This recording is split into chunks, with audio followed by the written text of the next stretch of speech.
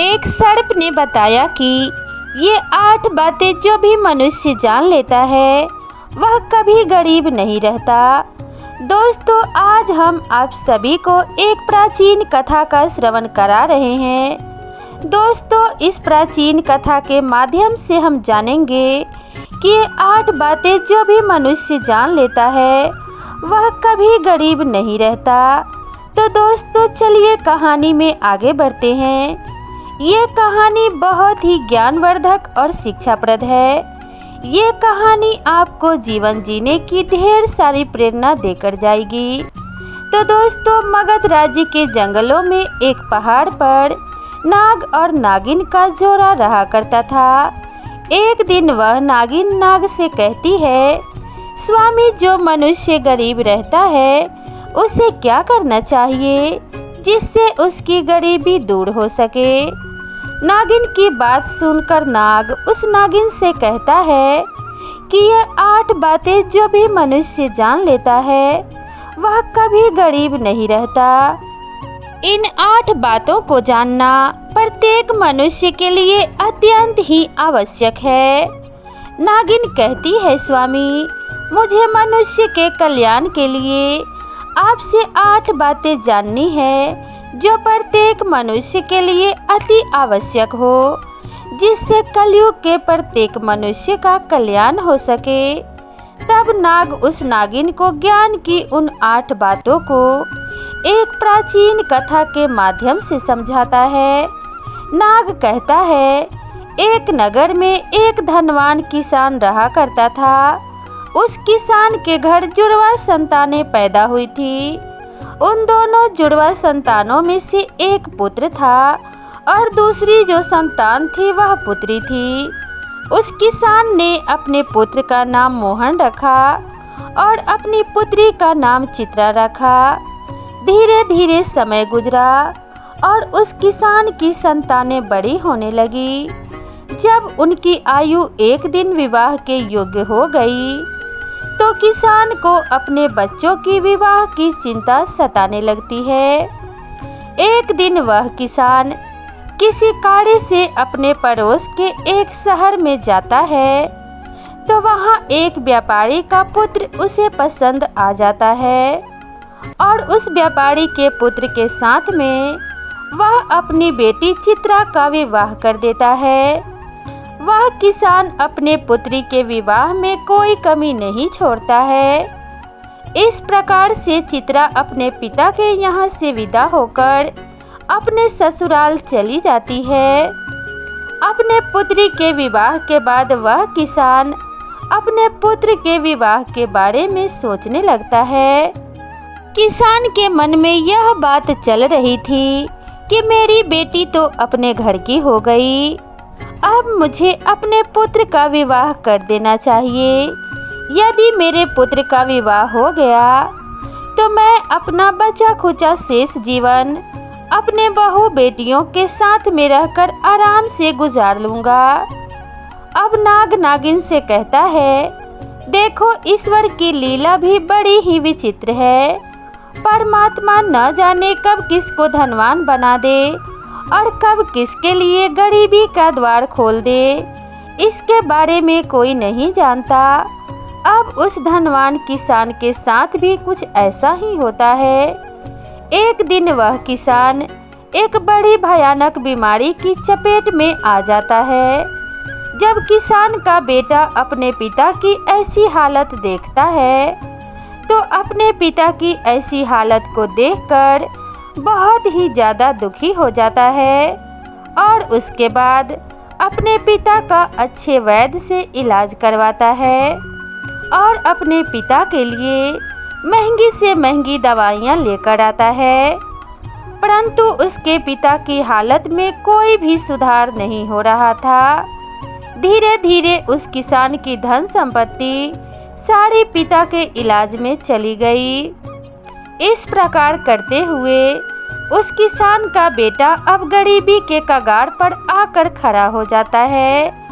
परंतु फिर भी पिता की हालत में किसी प्रकार का कोई भी सुधार नहीं होता है। जब कोई भी दवाई उस किसान की बीमारी में काम नहीं करती है, तो एक दिन वह किसान अपने बेटे को अपने पास बुलाता है और अपने बेटे से कहता है कि पुत्र, जब कोई भी काम मनुष्य के सामर्थ्य से बाहर हो जाए या फिर उस काम का कोई समाधान ना मिले, तो फिर ऐसे समय में उस काम को ईश्वर के भरोसे ही छोड़ देना चाहिए। इसी में बुद्धिमानी है। इसलिए पुत्र, अब तुम मेरी चिंता छोड़ो और तुम अपने भविष्य के बारे में सोचो। मेरा क्या है, आज नहीं तो कल मुझे इस संसार को छोड़कर जाना ही है, परंतु तुम्हारे सामने तो तुम्हारी पूरी जिंदगी पड़ी है। मैंने तो अपने दिन बहुत ही अच्छे से जिए हैं। इसलिए पुत्र, अब तुम मेरी चिंता करना छोड़ो और अपना विवाह करके अपनी घर गृहस्थी बसा लो। अपने पिता के मुख से इन बातों को सुनकर मोहन एकदम चुप हो जाता है। अब मोहन आखिर बेचारा कर भी क्या सकता था। उसके हाथ में कुछ भी नहीं था। जो भी जमा पूंजी थी वह तो उसके पिता के इलाज में पहले ही खर्च हो चुकी थी। अब मोहन अपने पिताजी से कहता है कि पिताजी, जैसा आपको उचित लगे आप वैसा ही कीजिए। इसके बाद वह गरीब किसान अपने पुत्र की शादी एक गरीब घर की कन्या से करवा देता है। परंतु अब शादी के कुछ दिन बाद ही उस किसान की मृत्यु हो जाती है। इधर पिता की मृत्यु के बाद मोहन अपने पिताजी का पूरी रीति रिवाज से अंतिम संस्कार करता है। मोहन के पास जो कुछ खेत खलिहान सब कुछ पिता के इलाज में पहले ही जा चुका था। अब मोहन के पास जो कुछ भी जमा पूंजी बची हुई थी वह पिता के अंतिम संस्कार करने के बाद प्रीति भोज में समाप्त हो जाती है। इस प्रकार से मोहन अब और भी ज़्यादा गरीब हो जाता है और धीरे धीरे उस किसान का बेटा मोहन एक दिन बिल्कुल ही कंगाल हो जाता है। तो वह गांव के बाहर जाकर अपने पत्नी के साथ एक झोपड़ी बनाकर रहने लगता है। मोहन पहले से मेहनती तो था ही, वह दूसरे के खेतों में मेहनत मजदूरी करके अपना और अपने पत्नी का पेट पालने लगता है। और इधर मोहन की बहन चित्रा, जिसका विवाह एक धनी व्यापारी के घर में हुआ था, उसे जब अपने भाई की स्थिति के बारे में पता चलता है तो वह धनवान बहन अपने गरीब भाई से घृणा करने लग जाती है और अपने भाई की जरा भी खोज खबर नहीं लेती है और ना ही अपने भाई से कोई भी रिश्ता रखना पसंद करती है। दोस्तों, वह नाग उस नागिन से कहता है, देखो, इस कलयुग में प्रत्येक मनुष्य धन का लोभी होता है। जैसे वह मोहन की बहन अपने ही सगे भाई से घृणा करने लगी, वह मन में सोचने लगी कि मेरा भाई अब तो बिल्कुल ही कंगाल हो चुका है।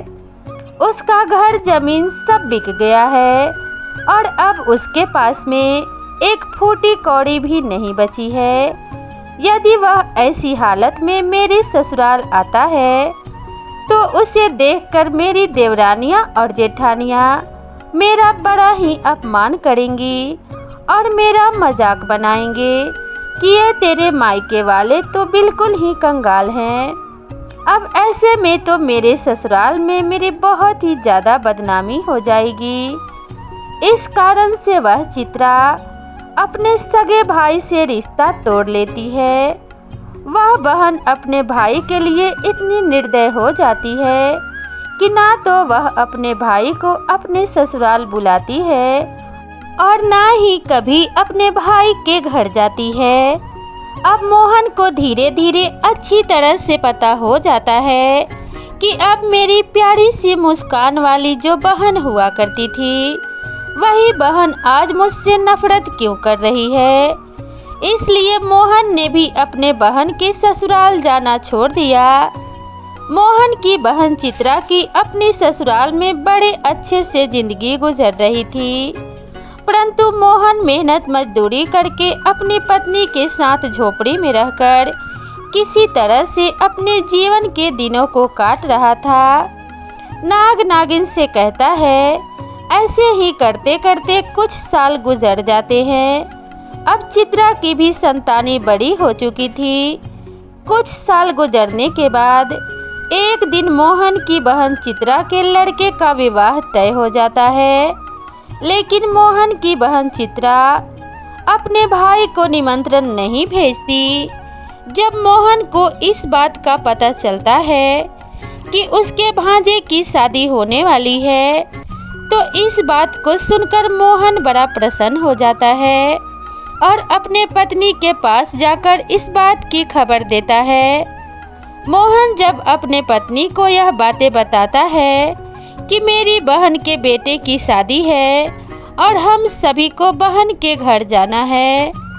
अब मोहन की पत्नी को इस बात की जानकारी होती है कि ननद के बेटे की शादी है, तो वह इस बात को सुनकर अत्यंत ही खुश हो जाती है। अब वह सोचने लगती है, इसी बहाने अपनी ननद से जाकर के मिल तो आऊंगी और उसके घर को भी देख आऊंगी। मोहन की पत्नी खुश होकर अपने पति से कहती है, देखो मैं आपके साथ में जरूर चलूंगी, लेकिन पहले मुझे यह बताओ, क्या हमारी प्यारी ननद ने हमारे लिए निमंत्रण पत्र भेजा है या नहीं। अपने पत्नी के मुख से इन बातों को सुनकर अब मोहन बिल्कुल ही चुप हो जाता है। अब मोहन अपनी पत्नी से कहता है कि देखो निमंत्रण पत्र तो हमें नहीं मिला, हो सकता है उन्होंने निमंत्रण पत्र भेजा हो और किसी कारण से हमें नहीं मिला हो, पर मुझे यह दूसरों के द्वारा खबर मिली है कि हमारे भांजे की शादी है, परंतु इससे क्या फर्क पड़ता है कि न्योता आया है कि नहीं, आखिर वह भी तो हमारी बहन का ही बेटा है। तब उसकी पत्नी मोहन से कहती है, देखो बात तो आपकी सही है कि आपके भांजे की शादी है, लेकिन बिना निमंत्रण के ननद के घर जाना उचित नहीं है और आपको भी वहां नहीं जाना चाहिए। मोहन अब अपने पत्नी को समझाता है कि देखो चित्रा की ससुराल वाले बड़े ही धनवान आदमी हैं, उन्हें हमारी याद नहीं रही होगी, या फिर हो सकता है कि उन्होंने हमारे यहाँ निमंत्रण भिजवाया हो, लेकिन निमंत्रण वाला पर्चा हमारे पास तक नहीं पहुँचा हो, या ये भी हो सकता है कि हमारी बहन ने निमंत्रण मेरे लिए भेजा हो, लेकिन घर बदलने की वजह से वह निमंत्रण मुझ तक नहीं पहुँच पाया है। इसलिए तुम किसी भी प्रकार का कोई भी सोच विचार मत करो और बच्चों को जाने के लिए तैयार करके मेरे साथ तुम भी बहन के घर के लिए चलो। मोहन की बातें सुनकर उसकी पत्नी कहने लगी, देखो यदि तुम जाना चाहते हो तो तुम जा सकते हो, लेकिन बिना निमंत्रण के मैं तो नहीं जाऊंगी।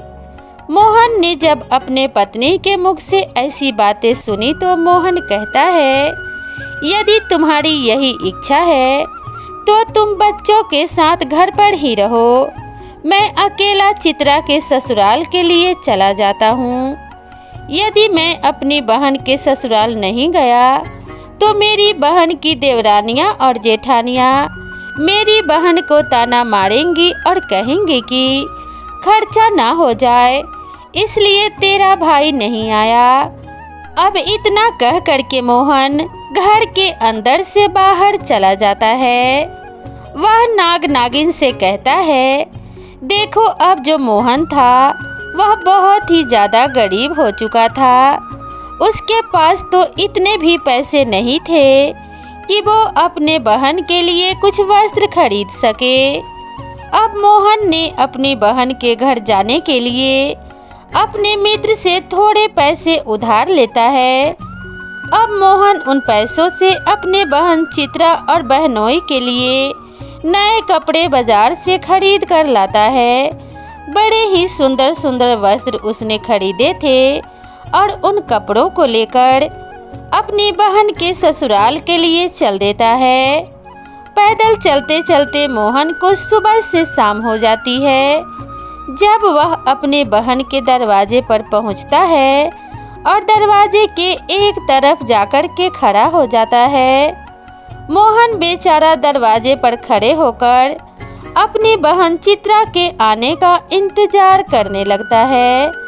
तभी चित्रा की जेठानी की नज़र मोहन पर पड़ जाती है और वह मोहन को पहचान लेती है। मोहन को देखने के बाद चित्रा की जेठानी जाकर चित्रा से कहती है कि चित्रा, आज तेरा भाई तेरे घर आया है, जाकर देख, तेरा भाई तेरे दरवाजे पर खड़ा है। चित्रा जब अपनी जेठानी के मुख से ऐसी बातों को सुनती है तो वह अपनी जेठानी से पूछने लगती है कि बहन, यदि तुमने मेरे भाई को द्वार पर खड़ा देखा है तो मुझे यह बताओ, मेरा भाई मेरे ससुराल में किस हालत में आया है और मेरे भाई ने आखिर कैसे कपड़े पहने हैं।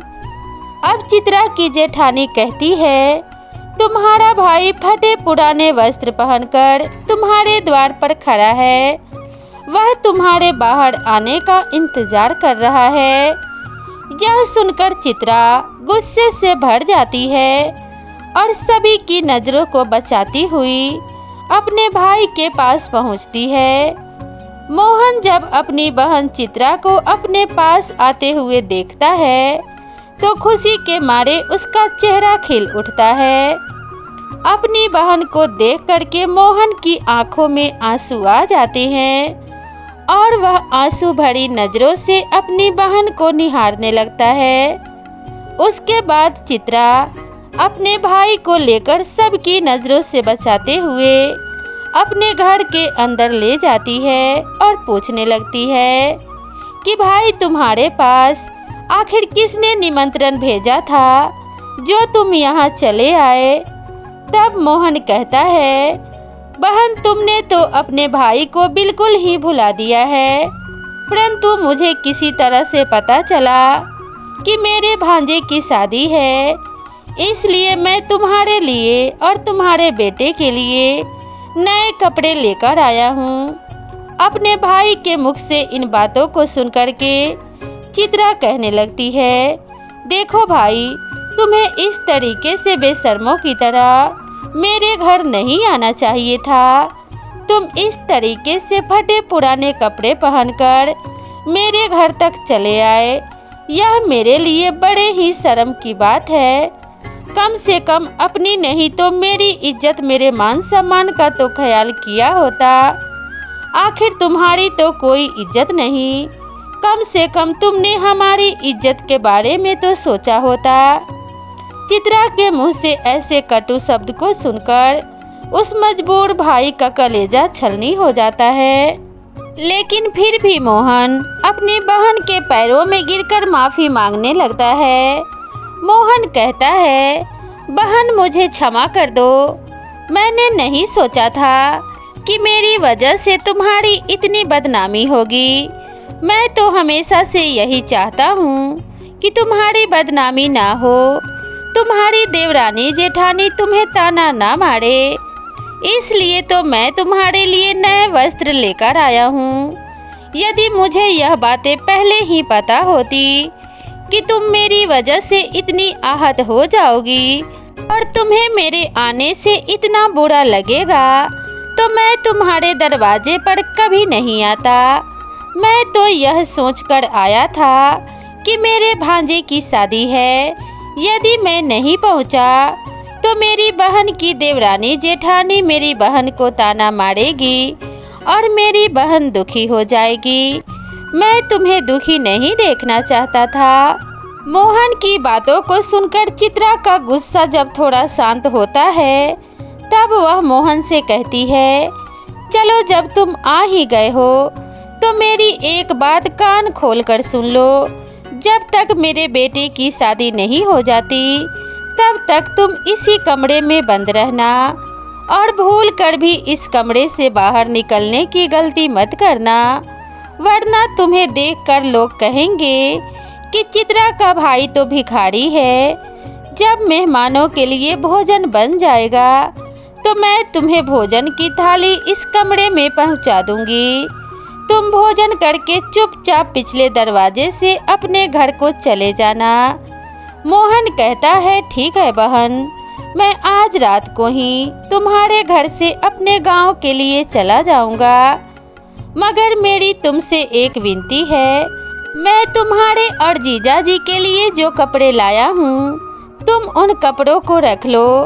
उन्हें मैं तुम्हारे लिए बड़े ही प्यार से लाया हूँ। चित्रा ने अपने भाई से कपड़ों को लेकर कमरे के बाहर चली जाती है और जाते समय बाहर से उस कमरे की कुंडी लगा जाती है। मोहन उस कमरे में बैठकर अपने बहन के वापस आने का इंतजार करने लगता है। अब नाग उस नागिन से कहता है कि देखो इधर मोहन उस कमरे में बैठा हुआ अपनी बहन के लौटने का इंतजार कर रहा था कि मेरी बहन मुझे भोजन खिलाने के लिए वापस आती ही होगी। आज तो मुझे स्वादिष्ट भोजन खाने को मिलेगा। लेकिन उसे क्या पता था कि वह निर्मोही बहन अपने भाई को उस कमरे में बंद करके अपने काम धंधे में लग चुकी है और भाई के लिए भोजन देना भूल चुकी है। चित्रा काम धंधे में इतनी ज़्यादा खो जाती है कि अब उसे याद ही नहीं रहता कि मेरा भाई मेरे यहाँ कमरे में बंद है और वह मेरे लौटने का इंतज़ार कर रहा है। अब जैसे जैसे समय बीतने लगता है, भूख प्यास की वजह से मोहन अब छटपटाने लगता है और उसकी हालत और भी ज़्यादा खराब होने लगती है। तब वह अपनी बहन को आवाज़ लगाता है, लेकिन उसकी आवाज़ को कोई भी नहीं सुनता। उसकी बहन का घर बहुत ही बड़ा था और उसकी बहन ने मोहन को सबसे किनारे वाले कमरे में बंद कर दिया था और उधर कोई आता जाता भी नहीं था और चित्रा शादी की रस्मों में व्यस्त थी। इस तरह से मोहन को उस कमरे में पड़े पड़े 2 दिन बीत जाते हैं। नाग नागिन से कहता है कि अब उस गरीब भाई को अपनी पत्नी और बच्चों की याद आती है और वह सोचता है, यदि यहाँ कोई नहीं आया तो मैं भूखा प्यासा इसी कमरे में मर जाऊंगा। यदि मैं मर गया तो मेरी पत्नी और बच्चों का क्या होगा और मेरे ना होने पर कैसे मेरी पत्नी बच्चों का पालन पोषण कर सकेगी। यही सब कुछ सोचते सोचते और कमजोरी की वजह से मोहन बेहोश होने लगता है। तभी किसी काम की वजह से चित्रा की जेठानी कमरे के पास से गुजरती है। जब मोहन के कानों में किसी के आने की आवाज़ सुनाई देती है तो मोहन पूरी ताकत से उस कमरे का दरवाज़ा पीटने लगता है। जब चित्रा की जेठानी के कानों में उस दरवाजे को पीटने की आवाज़ जाती है तो वह दरवाजे को खोलकर देखती है। अंदर मोहन को देखकर वह चौंक जाती है और मोहन से पूछने लगती है कि भाई तुम्हें इस कमरे में किसने बंद किया है। मोहन इस बात का कोई जवाब नहीं देता है क्योंकि वह अपनी बहन को उसके ही जेठानी की नज़रों में गिराना नहीं चाहता था। परंतु जब चित्रा की जेठानी ने दोबारा पूछा तो मोहन कहता है कि मैं इस कमरे में आराम कर रहा था। तभी किसी ने गलती से बाहर से दरवाजे की कुंडी लगा दी और मैं इस कमरे में बंद हो गया। बहन, यदि तुम आज नहीं आती तो मेरे प्राण चले जाते। इतना कहने के बाद मोहन घर के पिछले दरवाजे से चुपचाप बाहर निकलकर चला जाता है। मोहन बेचारा 2 दिन से भूखा प्यासा था। वह चुपचाप अपने घर की तरफ चल देता है। धीरे धीरे वह चलते चलते काफी दूर निकल जाता है तो भूख प्यास के मारे उससे ठीक से चला भी नहीं जा रहा था। उसे एक कदम चलते ही चक्कर आने लगते हैं। और जैसे ही मोहन का सर चकराता है और वह जमीन पर गिरने वाला होता है, तभी वहां पर कहीं से एक बूढ़ी औरत आ जाती है और वह बूढ़ी औरत मोहन के गिरने से पहले ही उसे पकड़ लेती है। जब कुछ घंटे के बाद मोहन को होश आता है तो मोहन अपने आप को एक बूढ़ी औरत की गोद में लेटा हुआ पाता है। वह बूढ़ी औरत एक पंखा लेकर उसको हवा कर रही थी और मोहन के सिर को सहला रही थी। होश आने के पश्चात मोहन खड़ा हो जाता है और खड़े होने के बाद उस बूढ़ी औरत से कहता है, मैया तुम कौन हो? नाग नागिन से कहता है कि देखो, जिस बूढ़ी माँ की गोद में वह मोहन लेटा हुआ था, वह बूढ़ी माँ साक्षात देवी माँ थी, क्योंकि मोहन की पत्नी रोज उस देवी माँ की पूजा किया करती थी और पूरी श्रद्धा भाव से देवी माँ की भक्ति किया करती थी। इसलिए जब मोहन चक्कर खाकर के गिरने वाला होता है तो उसी समय पर देवी माँ प्रकट होकर मोहन को संभाल लेती है और मोहन का सिर अपनी गोद में रखकर उसे अपनी गोद में सुला लेती है। जब मोहन को होश आता है तो वह देवी माता के लिए प्रणाम करके कहता है, माँ तुम कौन हो? वह बूढ़ी औरत कहती है, बेटा मैं एक दुखिया हूँ और इस जंगल को अपना घर समझकर इस जंगल में ही रहती हूँ। तब मोहन उस बूढ़ी माँ को प्रणाम करके अपने घर के लिए वहाँ से चलने लगता है। तभी वह बूढ़ी माँ कहती है, बेटा तुम कहाँ से आ रहे हो और इधर कहाँ जा रहे हो? तब मोहन बताता है कि मेरे भांजे की शादी थी, इसी वजह से मैं अपनी बहन के घर गया हुआ था और इधर मेरा गांव है, मैं इधर अपने गांव के लिए जा रहा हूँ। तो वह बूढ़ी माँ मोहन से कहती है, बेटा यदि तुम बुरा ना मानो तो मैं तुमसे एक बात पूछना चाहती हूँ। तब मोहन कहता है, पूछो माँ, तुम मुझसे क्या पूछना चाहती हो? वह कहती है, यदि तुम अपने बहन के घर से आ रहे हो, जैसा तुमने मुझे बताया कि तुम्हारे बहन के यहाँ पर शादी थी, तो फिर तुम खाली हाथ कैसे अपने घर जा रहे हो? क्या तुम्हारी बहन ने तुम्हारे बच्चों और पत्नी के लिए कुछ नहीं भेजा?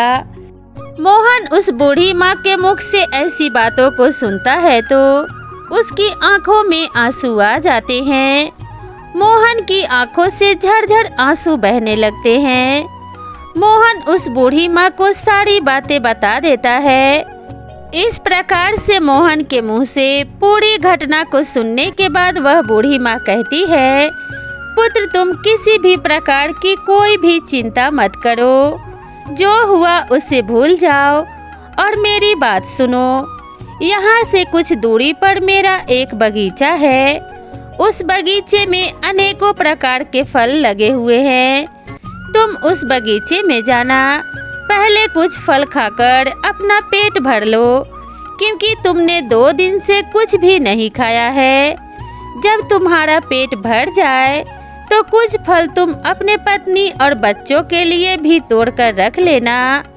जब तुम्हारी पत्नी और बच्चे जब तुमसे मिलेंगे तो ज़रूर पूछेंगे कि तुम अपनी बहन के ससुराल से क्या लेकर आए हो, तो तुम कह देना मेरी बहन ने तुम्हारे लिए फल भेजे हैं। ऐसा करने से तुम अपनी पत्नी और बच्चों के सामने शर्मिंदा होने से बच जाओगे और इससे तुम्हारी मान प्रतिष्ठा भी बची रहेगी। मोहन इस प्रकार से जब बूढ़ी माँ की बातों को सुनता है तो वह उनकी बात मान करके बूढ़ी माँ के बगीचे में पहुँच जाता है। मोहन कुछ फल खाता है, कुछ फलों को तोड़कर वह अपने थैले में रख लेता है। यह सब करने के बाद में मोहन उस बूढ़ी औरत से आज्ञा लेकर अपने घर के लिए चल देता है। तो वह बूढ़ी माँ मोहन से कहती है कि पुत्र जाते समय तुम मेरी इन 8 बातों को ध्यान से सुनते जाओ। यह तुम्हारे जीवन में बहुत काम आएंगी। वह बूढ़ी माँ साक्षात देवी का अवतार थी। वह मोहन को 8 बातें बताती हैं। उन 8 बातों को सुनकर के मोहन अपने घर के लिए चल देता है। जब मोहन फलों से भरे हुए उस थैले को लेकर अपने घर पहुंचता है, उसके बच्चे और उसकी पत्नी मोहन के पास आते हैं और पूछने लगते हैं, पिताजी आप बुआ के घर से आ रहे हो, आखिर बुआ ने हमारे लिए क्या भेजा है? मोहन ने जब अपने बच्चों के मुंह से यह सुना तो अपना थैला अपनी पत्नी को थमा दिया और थैला देने के बाद मोहन अपने खेतों के तरफ चला जाता है। उसके जाने के बाद में उसकी पत्नी जब उस थैले को खोलकर देखती है तो थैले के अंदर का नज़ारा देखकर मोहन की पत्नी एकदम से हैरान रह जाती है। थैले में देखती है कि वह थैला पूरा सोने चांदी के बने फलों से भरा हुआ है। मोहन जो फल लाया था उसमें से कुछ अनार भी थे। जब मोहन की पत्नी ने अनार को फोड़ा तो अनार के फलों से हीरे निकलने लगते हैं। वह भागी भागी अपने पति के पास में पहुंचती है और पति से कहती है कि तुम तो शादी में गए थे और आखिर तुम लेकर क्या आए हो? अपने पत्नी की बातों को सुनकर मोहन सोचने लगा कि लगता है मेरे घर वालों को शायद फल पसंद नहीं आए। हो सकता है इन्हें मिठाइयाँ पसंद हो, इसलिए मेरी पत्नी मुझसे ऐसी बातें पूछ रही है। मुझे तो अपने बच्चों के लिए लड्डू पेड़ा लेकर आना चाहिए था। तब मोहन अपने पत्नी से कहता है, देखो बहन ने जो कुछ भी भेजा है वह मैंने लाकर तुम्हें दे दिया। अब जो कुछ भी थैले में है उसे ही बच्चों को बांट कर दे दो। तब उसकी पत्नी कहती है, पहले तुम घर के अंदर चलो और घर पर चलकर देखो कि तुम्हारी बहन ने तुम्हारे लिए क्या भेजा है। यह कहकर वह अपने पति का हाथ पकड़कर घर के भीतर ले जाती है और अपने पति से कहती है, इसे जरा देखिए तो सही, आखिर हमारी ननद ने हमारे लिए क्या भेजा है। और थैला पलटते ही अंदर से हीरे मोती सोने चांदी निकलते हैं। उसकी पत्नी कहती है, आखिर हमारी ननद ने तो हमारा भाग्य ही बदल दिया।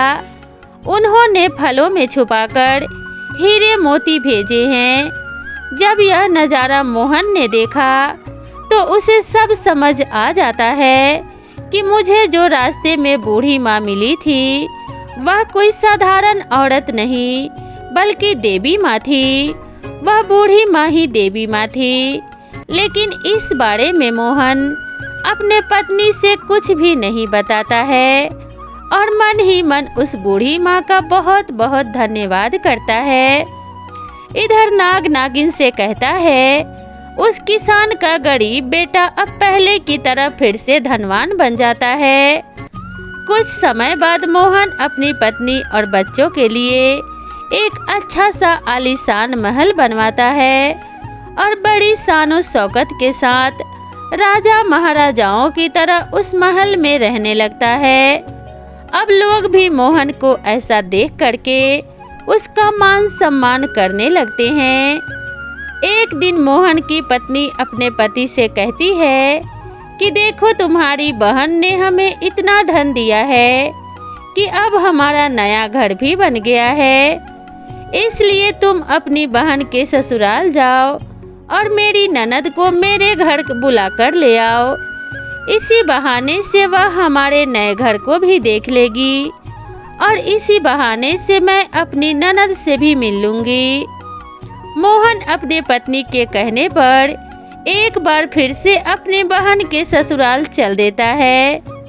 अब मोहन एक बार फिर से अपनी बहन के उसी दरवाजे पर जाकर खड़ा हो जाता है जिस दरवाजे पर वह कुछ दिन पहले आकर के खड़ा हुआ था। उसी समय पर चित्रा की जेठानी घर के बाहर निकलती है और बाहर का नज़ारा देख करके वह तुरंत ही दौड़ी दौड़ी चित्रा के पास जाती है और चित्रा से कहती है कि चित्रा बहन, आज भी तेरा भाई आया है। अपनी जेठानी के मुख से इन बातों को सुनकर चित्रा कहने लगती है, बहन, कोई भिखारी मेरा भाई नहीं हो सकता, मेरा कोई भाई नहीं है। चित्रा ऐसा इसलिए कह रही थी कि इस बार भी वह अपने भाई को वही भिखारी समझ रही थी। लेकिन जब उसकी जेठानी बताती है कि चित्रा, तुम्हारा भाई आज भिखारी की तरह नहीं, राजा महाराजाओं की तरह आया है। तुम्हारे भाई को देखकर ऐसा लग रहा है मानो जैसे वह किसी देश का राजा हो। तुम्हारे दरवाजे पर एक बड़ी सुंदर सजी हुई रथ गाड़ी खड़ी है, भला एक बार जाकर देखो तो सही। चित्रा जब अपने जेठानी के मुख से इन बातों को सुनती है तो उसे इस बातों पर जरा भी यकीन नहीं होता और वह खुद जाकर देखती है। जैसे ही चित्रा ने अपने भाई के उस रूप को देखा तो अपने भाई के ठाट बाट को देख करके चित्रा एकदम चकित रह गई। वह सोचने लगती है, कल तक तो मेरा भाई बिल्कुल ही भिखारी था। उसके पास ना तो पहनने के लिए कपड़े थे और ना ही खाने के लिए रोटी। फिर अचानक एकदम से वह इतना अमीर कैसे बन गया। अब तो मोहन की बहन चित्रा आरती का थाल सजाकर अपने भाई की आरती उतारने लगती है। उसके बाद में चित्रा अपने भाई को बड़े आदर के साथ अपने घर में बुलाकर ले जाती है और अपने भाई से कहती है, भैया, मुझे क्षमा कर दीजिए, मेरी वजह से तुम्हें बहुत ज़्यादा कष्ट और शर्मिंदगी उठानी पड़ी है। अपनी बहन के मुख से इन बातों को सुनकर मोहन कहता है, बहन, कोई बात नहीं, उस समय पर हमारे दिन कुछ अच्छे नहीं थे। तुम्हारी गलतियों को मैंने तुम्हें पहले ही क्षमा कर दिया था। बहन, अब तुम इन बातों को छोड़ो और मेरे साथ मेरे घर चलने की तैयारी करो। बहन, मैं तुम्हें बुलाने के लिए आया हूँ। अब तुम्हें मेरे साथ मेरे घर पर चलना है। तुम्हारी भाभी ने तुम्हें बुलाने के लिए मुझे भेजा है। इतना सुनकर के चित्रा खुशी खुशी अपने भाई के घर पर चलने के लिए तैयार हो जाती है और तैयार होकर के चित्रा अपने भाई के रथ में बैठ जाती है। इस तरह से जब मोहन की बहन अपने भाई के घर पहुंचती है तो अपने भाई की शानो शौकत को देखकर एकदम से दंग रह जाती है। एक आलीशान महल है और महल के अंदर अनेक प्रकार के नौकर चाकर लगे हुए हैं। चित्रा अपने भाई की ऐसी स्थिति को देखकर एकदम से हैरान रह जाती है और महल में पहुंचने के बाद मोहन की पत्नी अपने ननद की खूब सेवा करती है। मोहन की पत्नी तो यही जानती थी कि यह सब शानो शौकत हमारे ननद की वजह से है। अपने ननद की मदद के कारण ही हम इस मुकाम पर पहुँचे हैं, क्योंकि मोहन ने कभी अपने पत्नी को अपने अमीर होने की बात नहीं बताई थी। इसलिए वह अपने ननद की खूब ज़्यादा सेवा करती है और अपनी ननद का खूब ख्याल रखती है। कुछ दिन बीतने के बाद जब चित्रा अपने ससुराल जाने को तैयार होती है तो मोहन की पत्नी अपने पति से कहती है कि आपकी बहन अपने घर जाएगी, इसलिए तुम बाजार जाओ और बाजार जाकर अपने बहन के लिए कोई अच्छा सा तोहफा लेकर आओ। अपनी पत्नी की इन बातों को सुनकर मोहन बाजार के लिए निकलता है और एक मोची की दुकान पर पहुंचता है और मोची से कहता है, मोची भाई, मुझे अपनी बहन के लिए बोलने वाली जूती बनवानी है। क्या तुम मेरी बहन के लिए बोलने वाली जूती बना सकते हो? मोची मोहन की बात को सुनता है और कहता है, भाई, मैं बोलने वाली जूती तो बना दूंगा, लेकिन उसे बनवाने की बहुत कीमत लगेगी। मोहन कहता है, भाई, मैं तुम्हें मुंह मांगा पैसा दूंगा, लेकिन तुम ऐसी जूतियां बना दो कि वह जूतियाँ जब भी मेरी बहन पहनकर चले तो वह जूतियाँ बारी बारी से आपको जो मैं यह 8 बातें बताने वाला हूँ उन 8 बातों को बोले। इसके बाद मोची मोहन को ज्ञान की 8 बातें बताता है, जो बातें उसे बूढ़ी माँ ने चलते समय बताई थी। मोहन मोची से कहता है कि मोची भाई, अब मैं तुम्हें ज्ञान की वह 8 बातें बताता हूँ। मोहन कहता है, मोची भाई, मेरी बहन जब पहला कदम रखे तो जूतियाँ बस यही बात बोले कि पैसों के बाजार में बदल गई तहजीब, धन दौलत से जुड़ रहे रिश्ते हुए गरीब। दूसरी बात यह है कि जो समय के भरोसे बैठा रहता है वह सदा गरीब बना रहता है। तीसरी बात यह है कि जो मनुष्य सदैव परिवर्तनहीन कर्म करता है वह भी सदैव निर्धन ही रहता है। चौथी बात यह है कि गरीबी से बड़ा कोई अभिशाप नहीं है, इसलिए ज्ञान को हासिल करके अज्ञान को दूर करो और अमीर बनो। पांचवी बात यह है, आप समय को दोष ना दो, मजबूत कर्म साधना में जुटे रहो और अपनी गरीबी को दूर करो। कर्म कभी कोई कार्य नहीं करता, नसीब सदैव भाग्य के भरोसे नहीं बैठता, वह मानव के द्वारा किए गए परिश्रम के भरोसे बैठता है और अज्ञानी पर ही सदा ही प्रेम करें। एक गरीब आदमी गरीबी को बार बार विजय करने वाला और एक विजेता होता है। ज्ञान सदैव हथियार का काम करता है। मोहन मोची से कहता है कि मोची भाई, ऐसी 8 बातें बोलने वाली मुझे जूतियाँ बना दो। जब यह 8 बातें वह जूतियाँ बोलेंगी और जब मेरी बहन इन बातों को सुनेगी तो उसे अपने गलती का एहसास होगा कि उसने कैसे पैसे के घमंड में आकर के अपने भाई का ऐसा अपमान किया था। उस अपने भाई का अपमान नहीं करना चाहिए था। इधर नाग नागिन से कहता है कि वह किसान का पुत्र उस मोची से अपनी बहन के लिए हीरे मोतियों से जड़ी हुई सोने और चांदी की जूतियां बनवाकर अपनी बहन के लिए उपहार स्वरूप देता है। सोने चांदी की जूतियों को देखकर चित्रा बहुत प्रसन्न होती है। अब चित्रा अपने भाई से विदा लेकर अपने घर चली जाती है। जब चित्रा अपने ससुराल पहुंच जाती है तो चित्रा की देवरानी जेठानी पूछने लगती है कि तुम्हारे भाई ने तुम्हें क्या उपहार दिया है। तब वह अपनी देवरानी जेठानी तथा अपने सास ससुर को अपने भाई के द्वारा दी हुई भेंट दिखाती है और कहती है, देखो मेरे भाई ने मुझे सोने चांदी से जड़ी हुई हीरे मोती से जड़ी हुई जूतियाँ दी है। तब चित्रा उन जूतियों को पहन कर चल कर के दिखाती है। जैसे ही चित्रा उन जूतियों को पहनती है और पहन कर के चलती है तो जूतियाँ बोलने लगती है, पैसों के बाजार में बदल गई तहजीब, धन दौलत से जुड़ रहे रिश्ते हुए गरीब। जब चित्रा इस बात को सुनती है तो उसका सिर शर्म से नीचे झुक जाता है और अपने भाई को याद करके एकदम से रोने लगती है। उसे अपने गलती का एहसास होता है। उसकी देवरानी जेठानी उससे पूछती है कि चित्रा आखिर क्या हुआ जो तुम अचानक से रोने लगी।